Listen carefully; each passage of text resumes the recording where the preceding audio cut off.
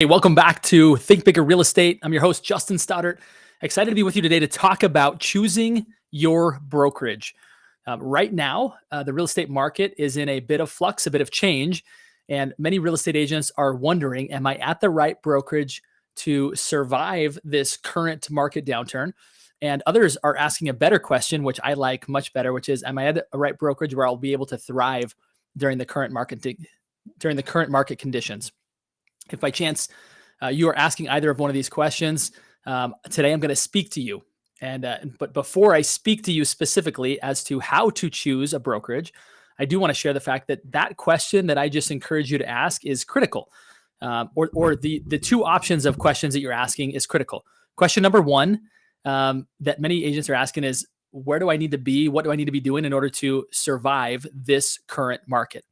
And that's not a bad question. I'll just encourage you that there's a better question. And life gives us the answers to the questions that we ask. So if you want a better life, then learn how to ask better questions.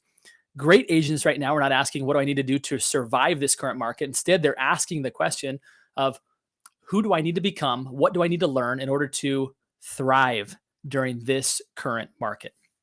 If you ask that question, you'll start to get answers to that question.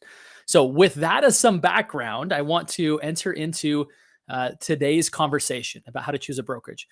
Let me just share with you, as some additional context, a conversation I just had for 38 minutes with a top financial advisor. And he attended a presentation that I gave 2 weeks ago in Vancouver, Washington. He didn't know what he was stepping into.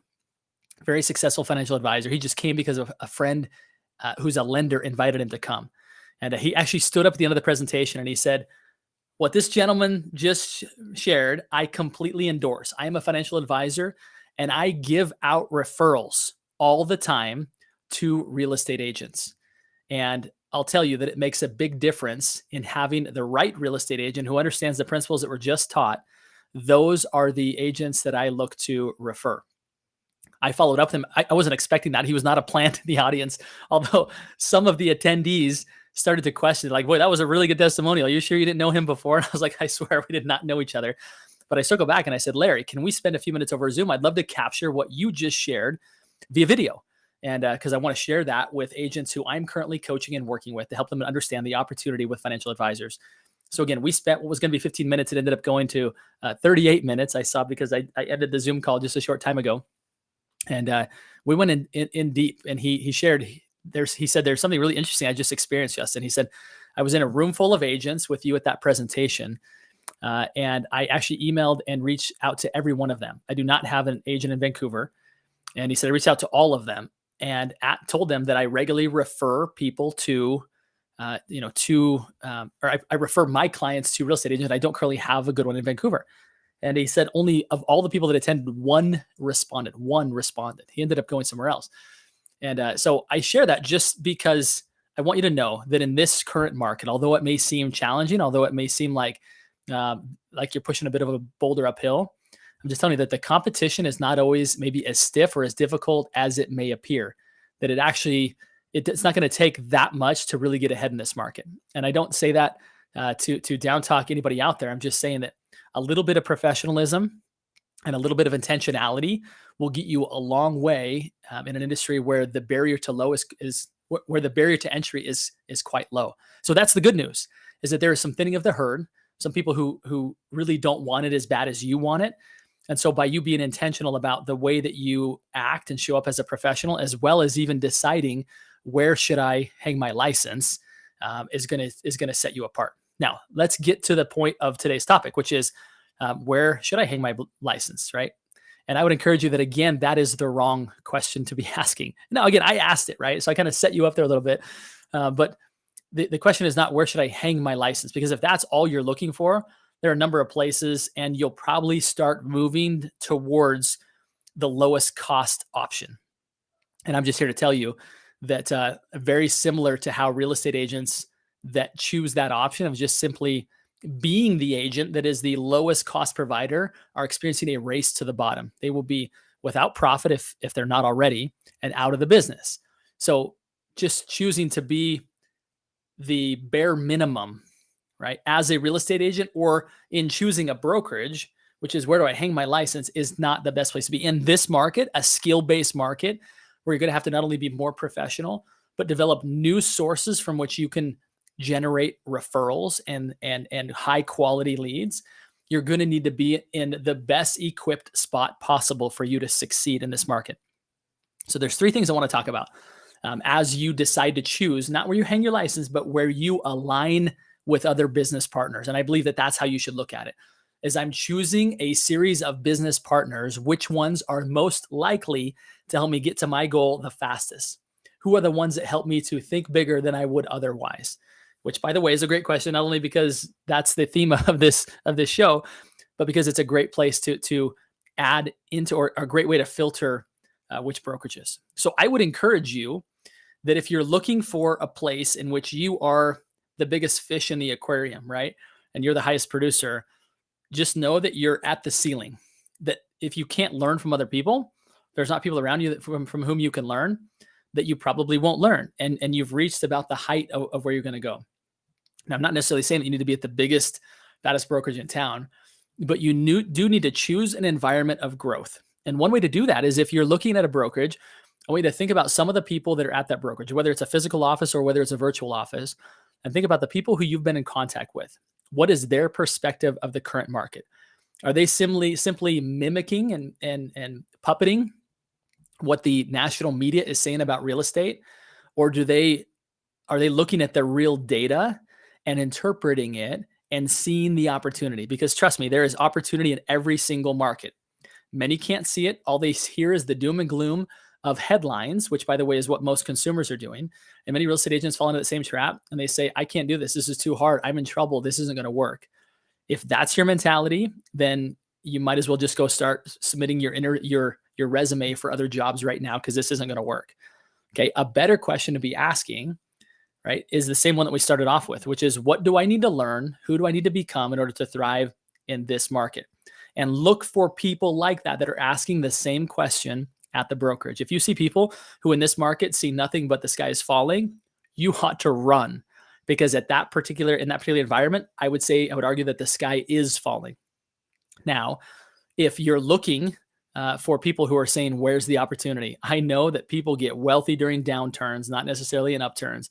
Now's the time that I'm going to grab market share. And sure, the fruits of this will show up during the next upturn, but right now is a time where I get to strike, where I get to get ahead while everyone else is hunkering and running for cover.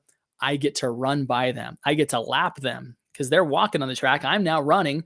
Before we were both running, I couldn't really get ahead. Now I can really get ahead. You want to be around people that are like that, right? People that really inspire you to see the opportunity, because there's always opportunity. In every market, there's opportunity.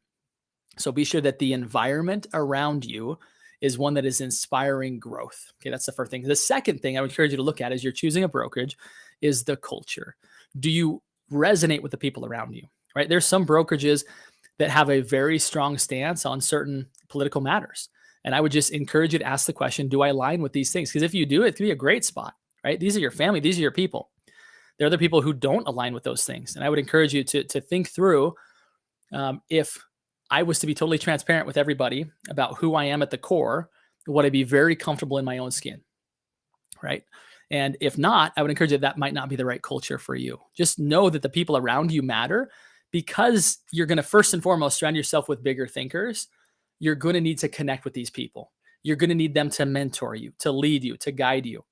And one of the best ways to get them to buy in and want to do that is for you to have a personal relationship with them and to add value in return. And if there's a general kind of dissonance between the two of you because you're not the same, I'm not saying you should all be parrots of each other, right? But I am saying that you ought to have some things in common. How you feel about, right, even hobbies and recreation, how you feel about ethics, how you feel about hobbies outside of, like, think through the things that matter to you. Are you comfortable talking about those things in the culture in which you're in, whether it be a physical office or a virtual office?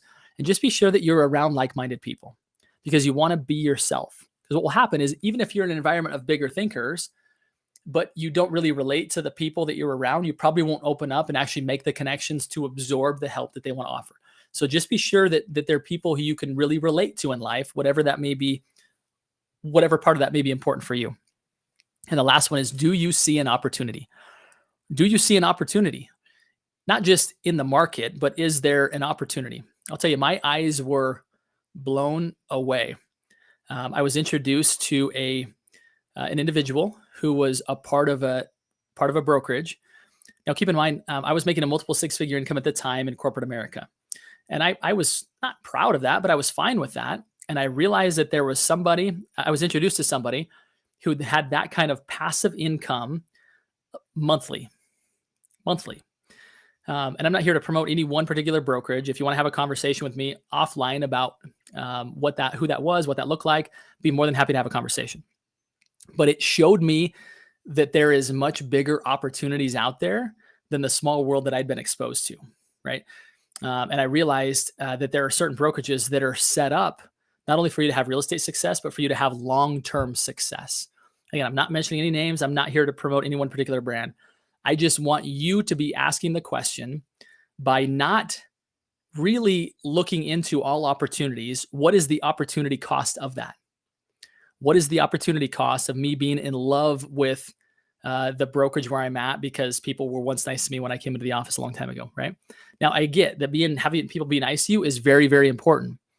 But I would encourage you to think through that if you could actually have passive income coming in because of a different brokerage that you're at, would it be worth at least a conversation, right? Again, I'm not going to mention any one because there are a lot of different brokerages out there that give you this opportunity. And I just want you to be aware of it, that it is real. I have talked to multiple people at multiple different brokerages, right, who have created significant passive incomes. And the tragic part about real estate is as soon as you take your last sign out, your income is done, right? Now, you may sell part of your real estate brokerage, right? There's some creative and innovative ways to do that. But at the end of the day, there is no retirement plan for real estate agents unless you create one. So my question to you is, not only is there an opportunity for you to sell more real estate and to be better at your craft at what you do, but is there an opportunity for you to have some sort of ownership or stock, right? Some sort of opportunity to actually build equity and actually grow an asset. Because we teach all day long that people should own property, that they should own something. And yet sometimes all we do is we rent our brokerage. So it's something to think about. Again, if you want to have an offline conversation with me about that, I'm more than happy to have that conversation with you. I would love to. And I would love to help guide you. Keep in mind that people come to me regularly and they ask me, Justin, where do you think I belong? Like, what ideas do you have? I know your years in title, your years in coaching, you have a pretty good perspective. And I regularly refer people to a number of different brokerages. So just know that for the most part, I can be agnostic when it comes to this, right? I am very much looking out for your best interest. But I do recommend that people go to certain places over certain places. And there's not one particular place where I always send people. It's really what's the best fit for you. So if you're questioning, where do I go to have the best chance to succeed now, to succeed in the long term, and do I really fit in, right? Which are the 3 points of today's conversation. Reach out to me. I'd love to have a conversation with you. I'd love to help just spend 10, 15 minutes with you and just give you some suggestions of who you might talk to at least learn, and then you can decide. And then you can decide what's the best option for you. But I do think that many times we hear the phrase that, hey, it doesn't matter what brokerage you're at. The grass is greener where you water it. I agree with that, but I do believe that in some areas that different people are best suited to be in certain areas of grass, right? In certain yards, if you will. If we're talking about grass, right? On certain fields, you're best suited to actually want to water the grass there, to be inspired to water the grass there. Because I agree, at the end of the day, it's your business, and you will do with it what you want to do with it. But there are places where they're a better fit for you, and I'd love to help you to find out exactly what that is. So that's all I have today, guys. But again, I just want to end with this, is that choosing your brokerage does matter. You shouldn't just go where you have a friend or where people have been nice to you in the past, but you really ought to evaluate these 3 things. Number 1, the environment to succeed now, the culture of where you really fit in. And then from an opportunity standpoint, are you in the best possible place to create long-term success? Thanks for tuning in, guys. I appreciate it very much.